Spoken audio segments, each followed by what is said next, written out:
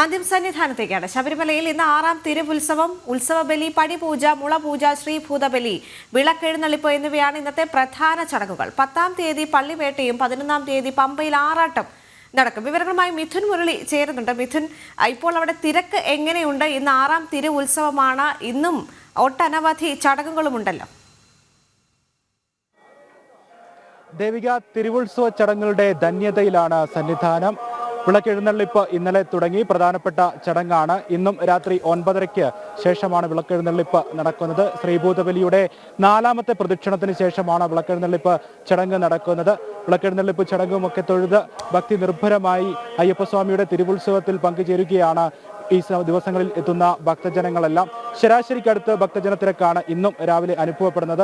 ഇന്നലെ 12,000-ഓളം ഭക്തജനങ്ങൾ ദർശനം നടത്തി. 11,965 ഭക്തജനങ്ങളാണ് ഇന്നലെ ദർശനം നടത്തിയത്. ഇന്ന് രാവിലെ 5 മണിക്ക് നട തുറന്ന് നിർമ്മാല്യ ദർശനം, ഗണപതി ഹോമം, നെയ്യഭിഷേകം തുടങ്ങി പതിവ് പൂജകൾ. 7:30-ഓടുകൂടി ഉഷപൂജ. രാവിലെ 10:30-ക്ക് ഉച്ചബലി നേരത്തെ തുടങ്ങും.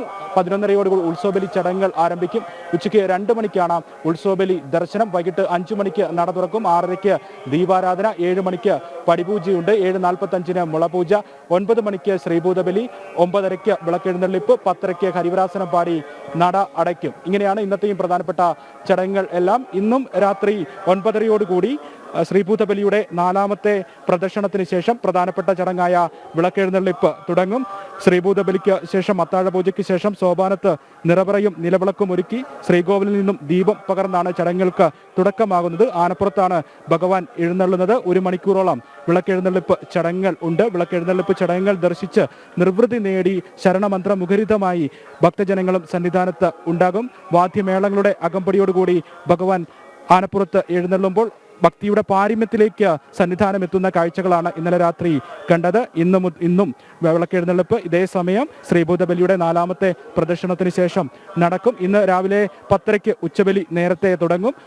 ഉത്സവബലി ദർശനം, ഉത്സവബലി ചടങ്ങുകൾ ഉള്ളതുകൊണ്ട് നേരത്തെ ഉച്ചപൂജ ചടങ്ങുകൾ ആരംഭിച്ച് ഉത്സവബലി ചടങ്ങുകൾ 10:30-ഓടുകൂടി ആരംഭിക്കും. ഈ സമയം ഭക്തർക്ക് ദർശനം ഉണ്ടാവുകയില്ല. പിന്നീട് ഉച്ചയ്ക്ക് 2 മണിക്ക് ഉത്സവബലി ദർശന സമയത്താണ് ഭക്തജനങ്ങൾക്ക് 18ാം പടി കയറുന്നതിനുള്ള സൗകര്യം ഉണ്ടാവുക. പിന്നീട് വൈകിട്ട് 5 മണിക്ക് നട തുറക്കും. 6:30-ക്ക് ദീപാരാധനയ്ക്ക് ശേഷം 7 മണിക്ക് പടിപൂജയുടെ സമയത്തും 18ാം പടി കയറാൻ ദർശനത്തിനുള്ള സൗകര്യം ഉണ്ടാവുകയില്ല. പിന്നീട് ശ്രീഭൂതബലിയുടെയും വിളക്കെഴുന്നള്ളിപ്പിന്റെയും സമയം, ആ സമയത്തും ഭക്തജനങ്ങൾക്ക് ദർശനത്തിനുള്ള സൗകര്യം ഉണ്ടാവുകയില്ല.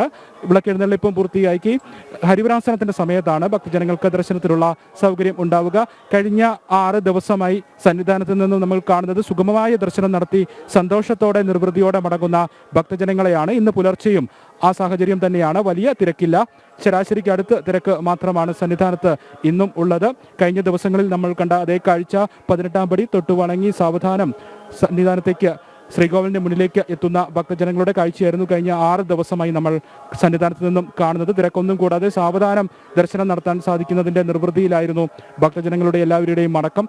അതേ സാഹചര്യം തന്നെ ഇന്നുമുണ്ട്. തിരക്ക് രാവിലെ വലിയ രീതിയിൽ ഇല്ല. അതുകൊണ്ട് തന്നെ സാവധാനം 18ാം പടി തൊട്ടു വണങ്ങി കയറി വരുന്ന ഭക്തജനങ്ങളെ നമുക്ക് ദൃശ്യങ്ങളിൽ നിന്ന് തന്നെ കാണാവുന്നതാണ്. മാളികപ്പുറങ്ങളും കുഞ്ഞ് അയ്യപ്പന്മാരുമെല്ലാം ഈ ദിവസങ്ങളിൽ ധാരാളമായി എത്തുന്നുണ്ട്. കഴിഞ്ഞ 2 ദിവസമായി മാളികപ്പുറങ്ങളുടെ എണ്ണം കൂടുതലാണ്. കുഞ്ഞ് അയ്യപ്പന്മാരും കുഞ്ഞു മാളികപ്പുറങ്ങളും കഴിഞ്ഞ 2 ദിവസമായി കൂടുതലായി എത്തുന്നുണ്ട്. 18ാം പടി കയറി എത്തുന്ന ഭക്തജനങ്ങളെ കൊടിമര ചുവട്ടിൽ നിന്നും ബലിക്കൽ പുര വഴി നേരെ ദർശനത്തിന് കയറ്റിവിടുകയാണ്.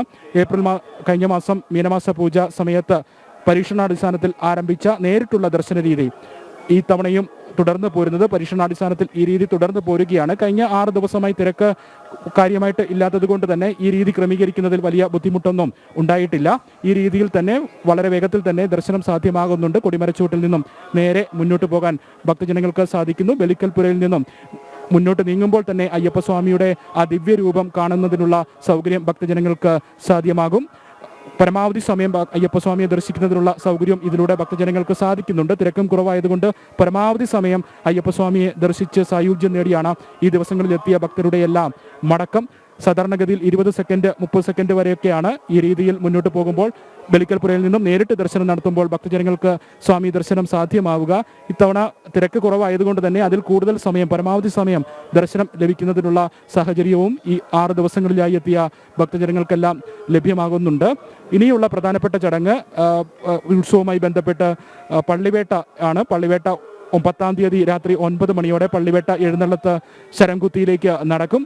പള്ളിവേട്ടയ്ക്ക് ശേഷം തിരികെ എത്തുന്ന ഭഗവാൻ ശ്രീകോവിലിന് സമീപം പ്രത്യേകം ഒരുക്കിയിരിക്കുന്ന പഴുക്ക മണ്ഡപത്തിലാണ് അന്ന് രാത്രി പള്ളി ഉറങ്ങുന്നത്. പിറ്റേ ദിവസം രാവിലെ ശ്രീകോവിലേക്ക് ഭഗവാനെ എഴുന്നള്ളിച്ച് പൂജകൾ നടക്കും. 11-ാം തീയതി രാവിലെ 9 മണിക്ക് ഉത്സവപൂജയും ആറാട്ട് ബലിയും പൂർത്തിയാക്കി പമ്പയിലേക്ക് ആറാട്ട് ഘോഷയാത്ര പുറപ്പെടും. രാവിലെ 11 മണിക്കാണ് പമ്പയിൽ ആറാട്ട് നടക്കുന്നത്. അയ്യപ്പസ്വാമിയുടെ ആറാട്ട് കണ്ട് നിർവൃതി നേടുന്നതിന് വേണ്ടി ഒട്ടനവധി ഭക്തജനങ്ങളായിരിക്കും പമ്പയിൽ ആ സമയം ഉണ്ടാവുക. 4 മണി വരെ പമ്പ ഗണപതി ക്ഷേത്രത്തിൽ അയ്യപ്പസ്വാമിയെ എഴുന്നള്ളിച്ചിരുത്തും. ഭക്തജനങ്ങൾക്ക് ദർശനത്തിനുള്ള സൗകര്യം അവിടെ ഉണ്ട്. 4 മണിക്ക് ആറാട്ട് ഘോഷയാത്ര സന്നിധാനത്തേക്ക് തിരികെ മടങ്ങും. രാത്രി ആറാട്ട് ഘോഷയാത്ര സന്നിധാനത്തേക്ക് എത്തുമ്പോൾ 10 ദിവസത്തെ അയ്യപ്പസ്വാമിയുടെ പൈങ്കിനി ഉത്രം ഉത്സവത്തിന് സമാപനമാകും. പിറ്റേ ദിവസം 12-ാം തീയതി വിഷു പൂജകൾ തുടരുന്നതിനാൽ മേടമാസ പൂജകൾ തുടരുന്നതിനാൽ നട തുറക്കും. 14-ാം തീയതി രാവിലെ 4 മണി മുതൽ വിഷുക്കണി ദർശനം, വിഷുദിനത്തിൽ രാവിലെ 4 മണി മുതലാണ് വിഷുക്കണി ദർശനം ഉള്ളത്. 18-ാം തീയതി ചടങ്ങുകളെല്ലാം പൂർത്തിയാക്കി നടയടയ്ക്കും. ഇനി വരും ദിവസങ്ങളിൽ വലിയ തിരക്ക് പ്രതീക്ഷിക്കുന്നുണ്ട്. 10-ാം തീയതിക്ക് ശേഷം വിഷു അനുബന്ധിച്ചുള്ള ദിവസങ്ങളിൽ അന്യസംസ്ഥാനങ്ങളിൽ നിന്നെത്തുന്ന ഭക്തജനങ്ങളുടെ എല്ലാം വലിയ തിരക്ക് പ്രതീക്ഷിക്കുന്നു. അതിനനുസരിച്ചുള്ള ക്രമീകരണങ്ങളും പൂർത്തിയാക്കിയിട്ടുണ്ടെന്നാണ്. വലിയ തിരക്ക് തന്നെയാണ് സന്നിധാനത്ത് ഇനി വരുന്ന ദിവസങ്ങളിൽ അനുഭവപ്പെടാൻ പോകുന്നതെന്നുള്ള കാര്യത്തിൽ സംശയമില്ല. മിഥുൻ മുരളിയാണ് സന്നിധാനത്ത് നിന്ന് തത്സമയ ദൃശ്യങ്ങളും വിവരങ്ങളുമായി ചേർന്നത്.